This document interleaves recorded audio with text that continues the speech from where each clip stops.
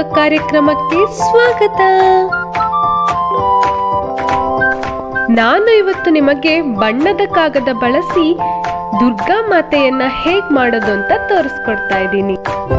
ಇದಕ್ಕೆ ಬೇಕಾಗುವ ವಸ್ತುಗಳು: ಬಣ್ಣದ ಕಾಗದ, ಮಿಂಚಿನ ಬಣ್ಣದ ಕಾಗದ, ಡ್ರಾಯಿಂಗ್ ಶೀಟ್, ಕತ್ತರಿ, ಸ್ಕೆಚ್ ಪೆನ್, ಗಮ್, ಪೆನ್ಸಿಲ್, ಮಿಂಚಿನ ಪುಡಿ ಮತ್ತೆ ನಿಮಗೆ ಬೇಕಾಗುವಂತಹ ಅಲಂಕಾರಿಕ ವಸ್ತುಗಳು.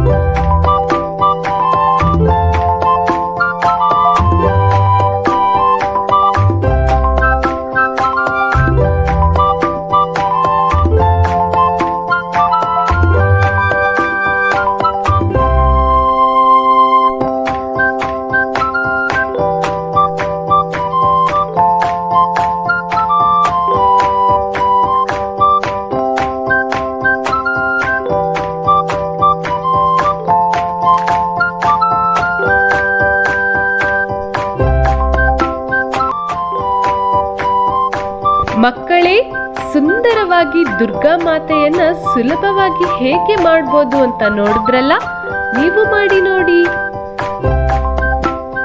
ಸತ್ಯ ಬಾಳುತ್ತೆ, ಒಳ್ಳೆತನ ಎಂದಿಗೂ ಗೆಲ್ಲುತ್ತೆ.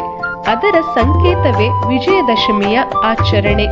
ಜೀವನದ ಎಲ್ಲಾ ಸಮಸ್ಯೆಗಳಿಂದ ನಿಮ್ಮನ್ನು ರಕ್ಷಿಸಲು ದುರ್ಗಾದೇವಿ ಯಾವಾಗಲೂ ನಿಮ್ಮೊಂದಿಗೆ ಇರಲೆಂದು ನಾನು ಬಯಸುತ್ತೇನೆ. ನವರಾತ್ರಿ ಹಬ್ಬದ ಶುಭಾಶಯಗಳು.